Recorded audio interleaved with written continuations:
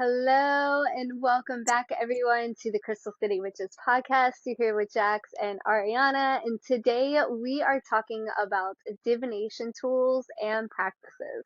So, this is a little bit more esoteric of a topic. I know we've been kind of deep diving into different aspects of health and self care and boundaries and all of those amazing other topics.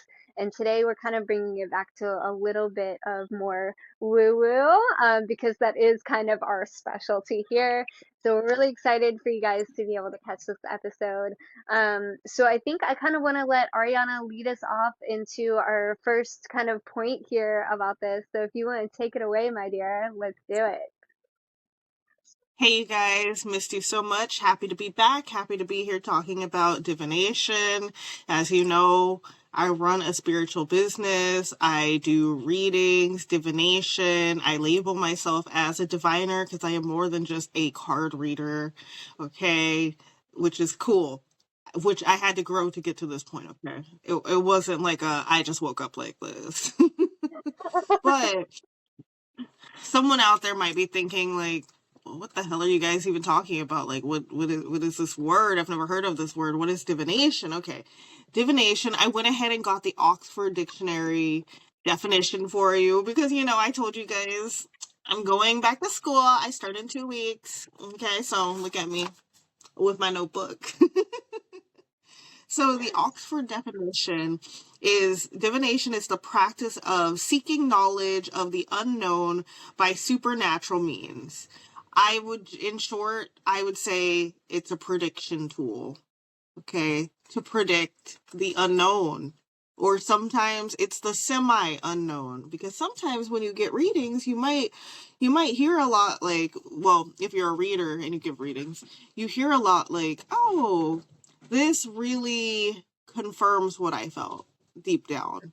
That's why I say it's semi-unknown. Like deep down, you might have a little inkling, you might have a feeling. It might be something that you truly just don't want to believe because you're like, oh, this isn't what I wanted to hear, but it is what I needed to hear. So I really love divination for all of its uses. But before getting into like the uses, I really want to highlight the importance the importance of mental health care and divination.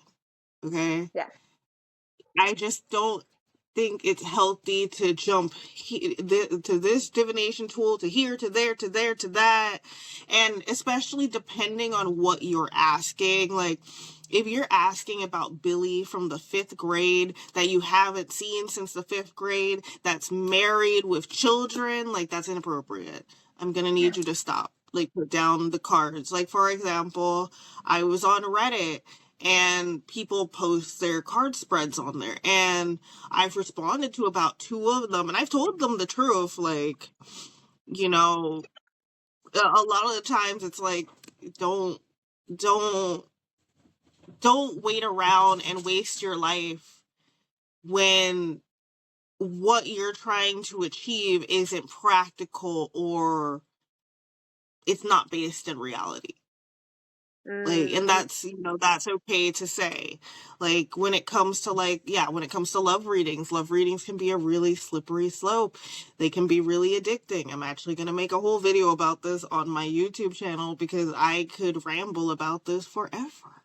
But you just want to make sure that when it comes to divination, you are taking care of your mental health. You are practicing like grounding practices, whatever grounding work means to you, and know that grounding work can mean something different, like day to day, week to week. It depends on what you need in that individual time. So make sure that, just because you have, how do I say it? You have access to more answers, don't start neglecting your self-work. Don't start neglecting your self-love. Don't start neglecting your mental health care or your emotional health care. My cats are going crazy right now. I'm sorry if you can hear it. It sounds like a stampede. It's okay. But yeah, mental health care. Just make sure that you're caring for yourself throughout this process of exploring divination. And there's so many tools that you can explore. Like there's tarot, there's oracle. Like here's one of my favorite oracle decks. There's you can read smoke. I really like reading smoke. I like reading wax. Like those are really enjoyable to me. And there's like cartomancy and like so many forms of divination out there. And I do want to highlight that some forms of divination do belong to like closed practices, and you do not want to step over those lines. Like respect boundaries, respect closed practices. I know that TikTok tells a lot of people that it's okay, don't listen to everybody that you see on TikTok. And I'm going to pass it on to Jax, but I do have something to say about that because I know I'm going to ramble. But yes, Jax, take it away. Yeah, no worries, no worries. Yeah, absolutely. I agree. Like, first and foremost, before we dive into this topic, is talking about, making sure that you're coming from a healthy space. You're not using it as escapism, you're not using it as a means to neglect what you really need.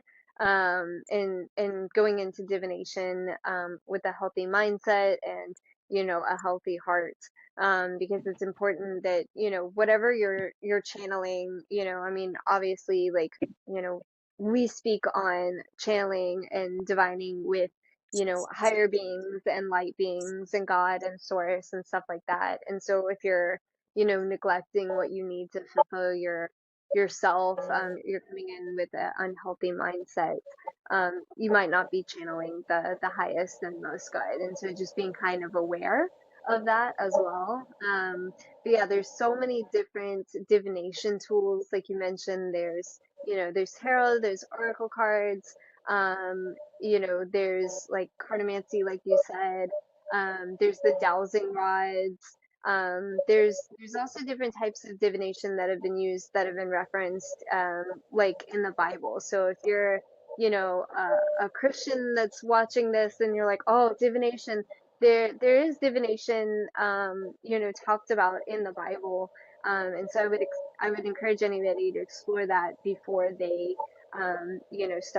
start freaking out here, and thinking that what we're talking about is all, you know of not good spirits, because we really like to use, I mean, I know I'm speaking for myself, and I feel like I'm probably speaking for you as well, that we only want to channel the highest truth and the highest source. We're not over here practicing, you know, black magic or anything like that. But I think seeing it in that kind of narrow light of being like, oh, astrology is a sin, and then, you know, uh, cartomancy or casting lots is, divine. I think that there's a lot of room for interpretation, and again, it comes back to that mindset, and that, where you're coming from in engaging in these types of activities. That's just my piece, real quick. No, I love that. And that, like, yeah, I loved everything that you said. You definitely want to make sure that you're tending to yourself in the ways that you need to be at that time. You want to, I feel like divination is such like a lifelong exploration. Like, yeah, it's exciting to like go in running, and I'm not saying not to, because like that's kind of what I did too. But like you can burn yourself out pretty easily because there's so much information. You're like, oh, I want to learn it all at once, and it's like, well, babe, honestly, you can't. And that's like, I think that's a part of the beauty of it. Like, I'm still a baby astrologer in my head because I'm just like, I feel like I'm just scratching the surface because there's so much more to explore, and that's okay. Like, I'm always going to be a student no matter how much of a teacher I'm able to grow into. Um also something that I want to say in terms of like being a teacher, like it's really important, like, because I was thinking about TikTok and like a lot of the TikTok readers that, if you know, like, I mean, YouTube to Instagram, on all platforms, there's people that just, how do I say this? How do I make this YouTube appropriate? Some people just aren't in it for the right reasons, and they tell you what you want to hear, and it doesn't even include what the cards actually mean. Like, oh, is Jimmy coming back? I pulled the Tower card and the Three of Swords. He is your one true love. It's like he never left. From the moment he gets back, you guys are just gonna pick up where you guys left off. It doesn't matter that he's married. It doesn't matter that he has 17 kids, okay? He's going to come back to you, because this is what the Tower card and the Three of Swords says. Now, if you came to me, I'm gonna freeze, because I'm gonna be like, that's what they told you. Don't go Yes. back to them. Don't ever Yeah. go block them. In fact, report them or something, because that's insane to be playing with somebody like that. Like, you know damn well that this person's not coming back. You know that's not what those damn cards say. Like, this is just like going to lead to a major heartbreak at the end of the day. So I really recommend that you learn the meanings of the cards for yourself. I'm not saying you need to be a damn expert, but you know, you can brush up on a little something, something. Like when people see the Lover's card, they automatically think like, oh, this is it, this is the one. But the Lover's card is like, it's a Gemini card. Gemini is ruled by Mercury. Mercury is all about the mind and communication. It can be a bit fickle in a sense. Like, it's about like decisions. And also with the cards surrounding it, it will tell you more of a story than just that one card. Because I have known people that started divining. Well, I wouldn't say that. I knew people that started trying to read cards, but they were using the cards to validate themselves. Like, Yeah. oh, I think this is what the card means, so I'm going to apply this to my situation in a way that's actually very harmful and unhealthy to me and my mental health. And that takes me back to the whole mental health thing. You Yeah. really want to make sure that you are being your own best friend. If you saw your best friend going down like a slippery slope, I'm sure you would say something. So you need to learn to catch yourself and have boundaries with yourself. You know, Yeah. that's just, I feel like that's really, really important.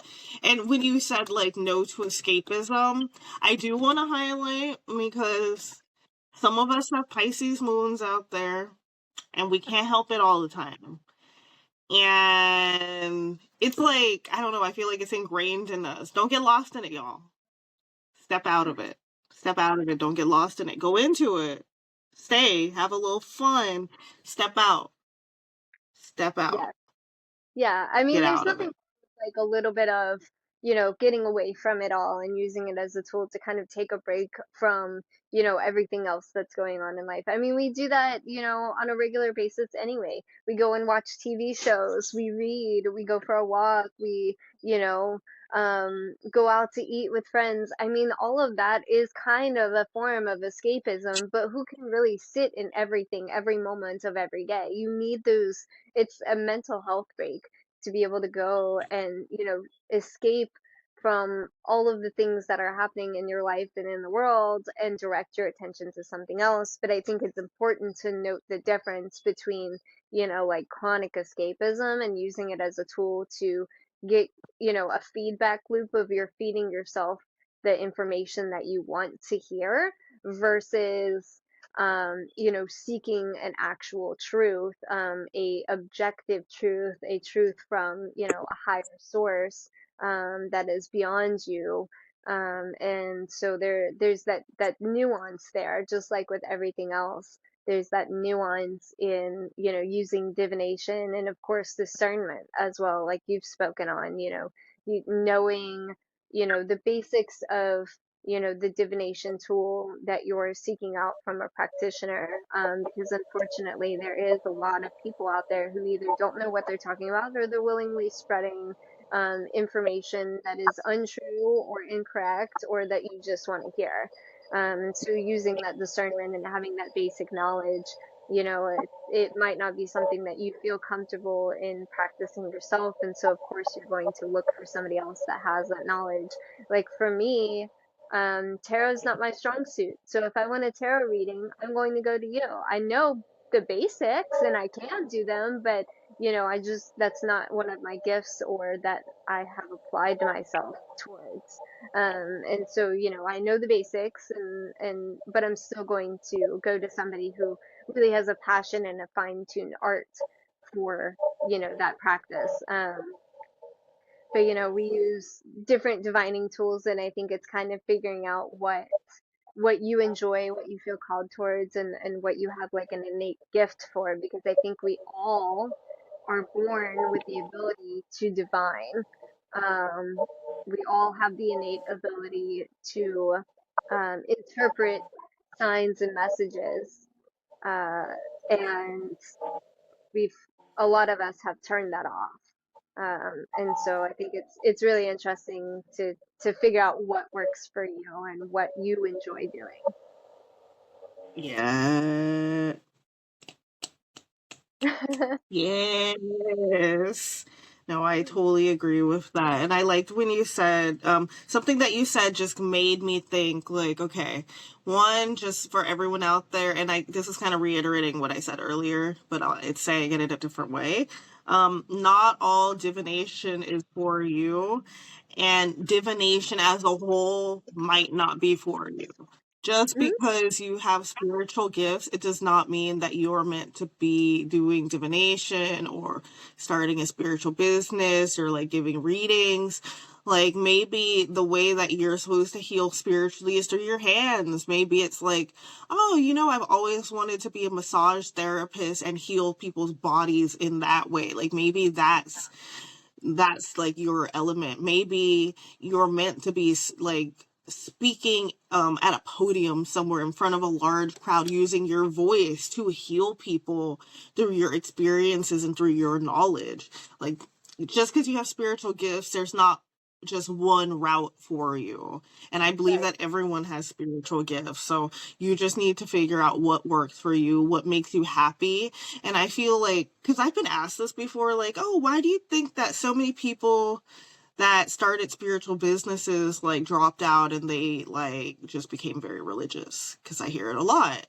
And I'm Yeah. like, well, I honestly think like maybe that was just their path. But like, honestly, I feel like sometimes it's just like, oh, well, I have these gifts. I feel like I should be doing this, but was I ever actually called to do this? Was I led to do this? Or did I just say, hi, okay, fuck it. Let's just do it. Let's see what Totally. happens.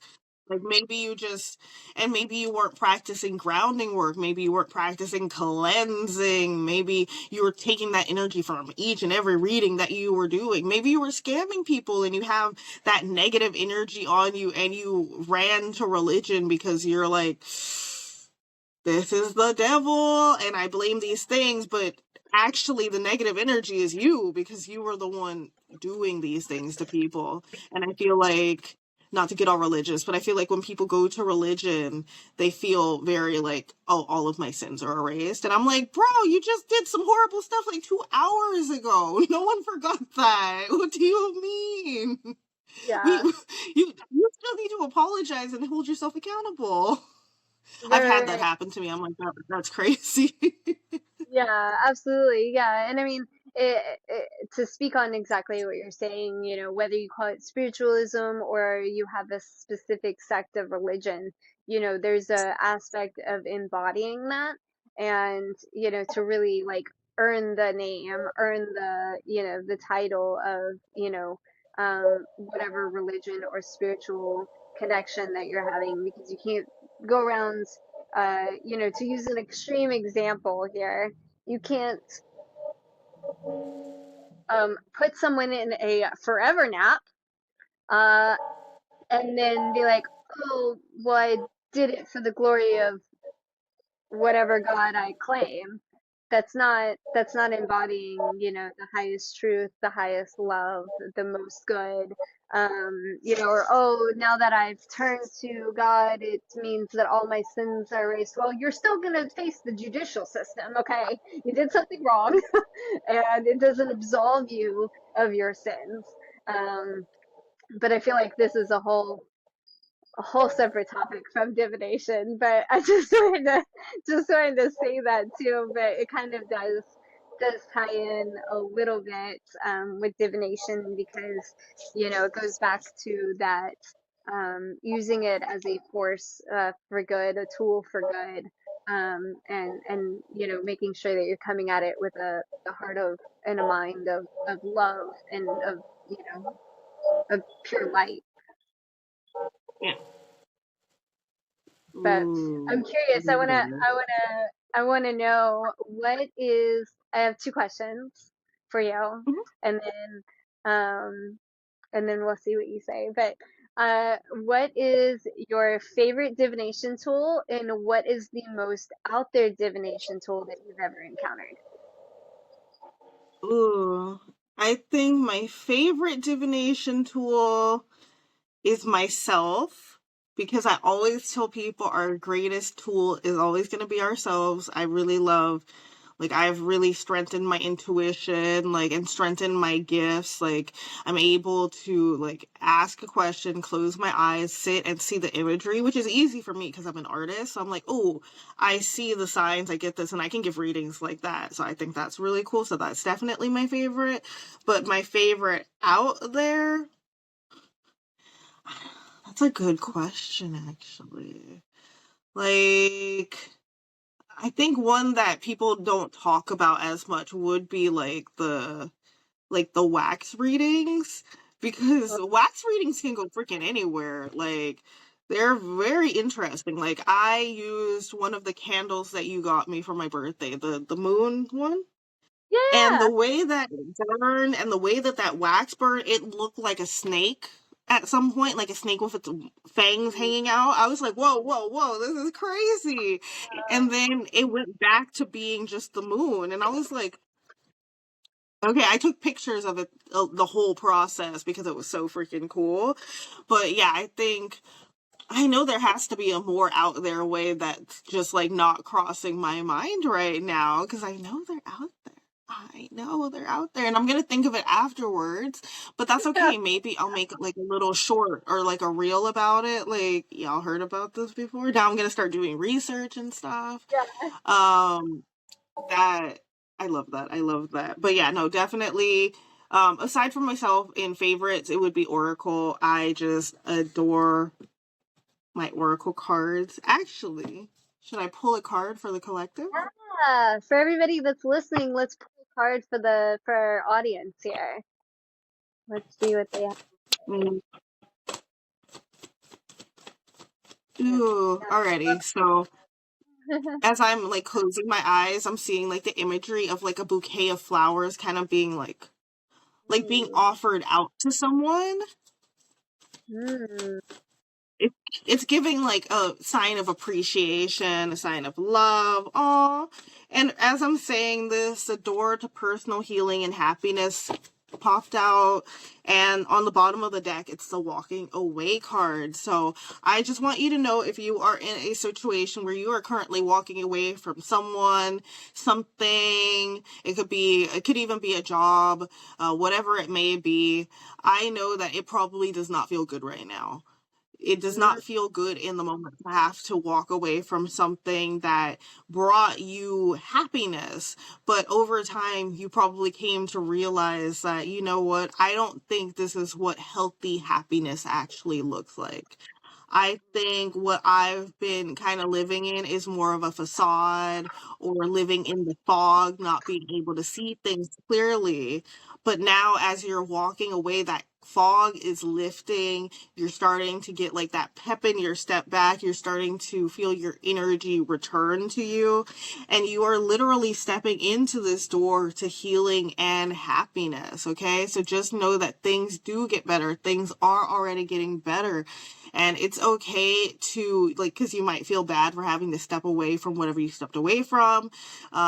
I feel like if you're like a parent, like maybe you had to step away from your job because you needed to spend more time with your child, or you need to homeschool them, or their hours change and they just need more of your time. Like maybe you're like, okay, I really enjoyed that job. Maybe that was my dream job, but maybe that was your dream job in that phase of your life. And moving forward, you might find something new that aligns with what you're doing. Like these moments with your child might actually be preparing you for the future of what you are meant to do. So just know that even if you don't have a kid, just know that opportunities are opening up. You know, think of this as like fall cleaning. You're getting rid of what no longer belongs, what you no longer need, and you're making space for the new. And that's really new, beautiful, and exciting. And once again, the door to personal healing and happiness, just to let you know, you are going to be a very happy camper, and I'm extremely excited for you. And like I said, I know it might not feel like it now, but just give yourself time to adjust. You're in an adjustment period, and that is okay. Take all the time that you need, but do not strip yourself of being able to feel joy, okay, in the situation. Don't allow yourself to feel guilty about feeling joy without this person or without this job or without this thing that you moved away from, because you deserve to feel good no matter what, okay? Love you. And that's your I message. Yes, I love that. Let us know in the comments if that resonates with you guys. I'm so excited to have you have done this reading for us. Thank you. I appreciate it. You have the You're most welcome. beautiful set of cards. I love oracle cards. They're so pretty. And I always want to buy them, but I'm like, will I use them though? Is You this just like so. a collection item for me? um, yeah, Oh I my have a couple god. decks of tarot.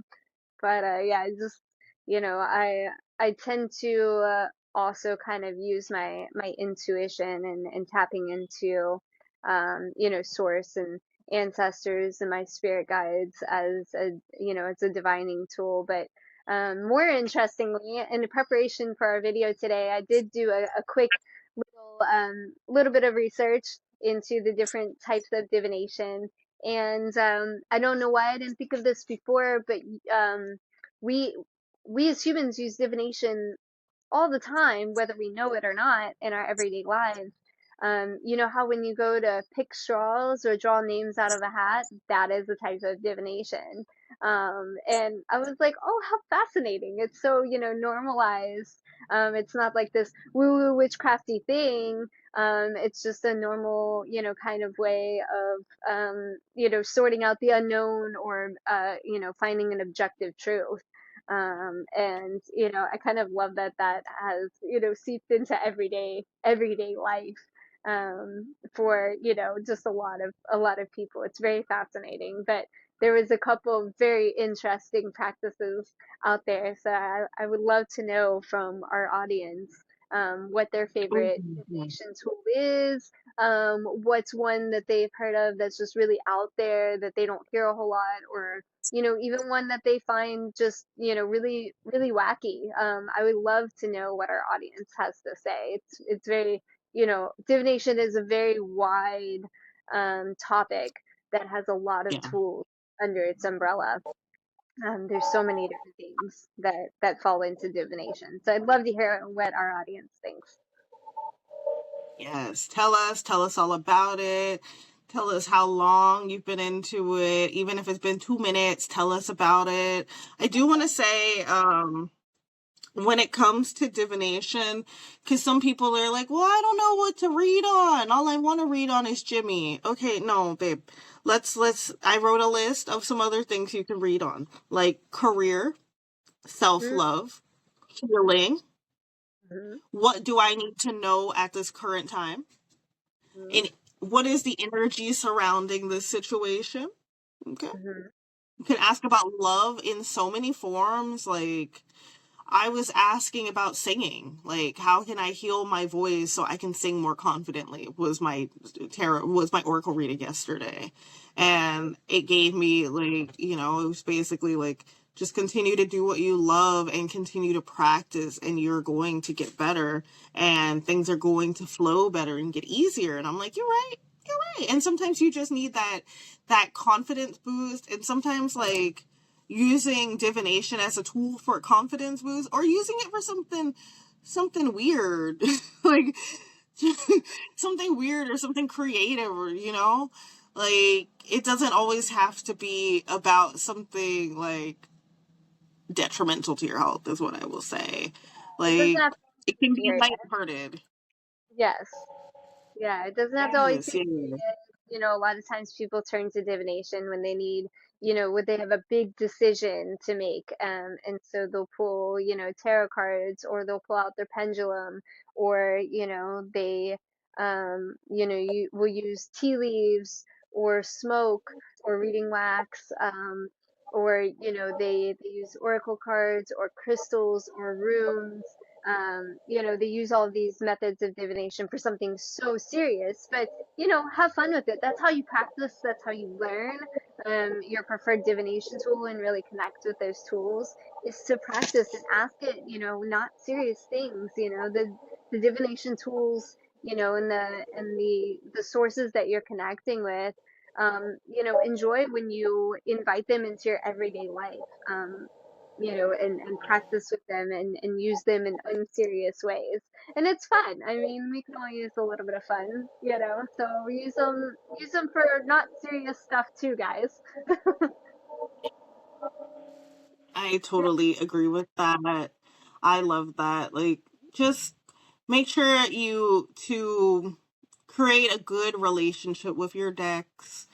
Treat them yeah, well, they'll treat you well, and you will be fine. Like, just, like I said, mental health, grounding work, those should be like the foundation for things. If you feel like you can't get into tarot, maybe try a different deck, or try oracle cards, or try just shot, like, look around, try to see what actually calls to you, yeah, and go for that. But like I said, do your research, look into closed practices so you know what to stay away from. yeah. I know we're wrapping up because we're at our mark now, but yeah, just take your time, have fun, enjoy yourself. Don't use divination as a tool to feel superior to others. I find that to be extremely ugly, and I will call you out on that if I see it. Sorry, not sorry. And I'm trying to think of anything else. Yeah, I mean, I guess there's a place in this world for all forms of magic, even those that maybe I don't understand as much, or maybe I don't agree with as much, but I feel like there's a place for everything. And because I don't want anyone to watch this like, wait a second, did they exclude me? No, hon, we didn't.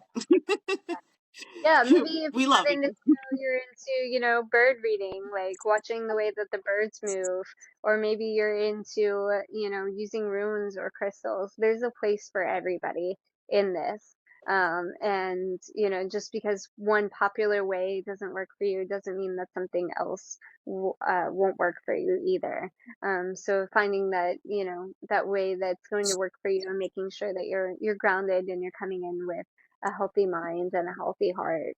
To just reiterate what you said, because it's all within us, and making sure that you're taking care of yourself so that you can channel in and divine with the highest truth and the highest love. Yes. I love Yeah. that. And I love this episode. I really enjoyed this. And I hope all of you watching this really enjoy this as well. If you want to see more divination related episodes, let us know below. But I just want to say thank you so much for watching, and I love you. And we'll see you in the next episode, right? Thank you so much, everyone. We'll see you guys soon. And don't forget to like and subscribe this video, and turn on the notification bell so you don't miss another video. And please let us know in the comments your thoughts, and we'll see you guys next time.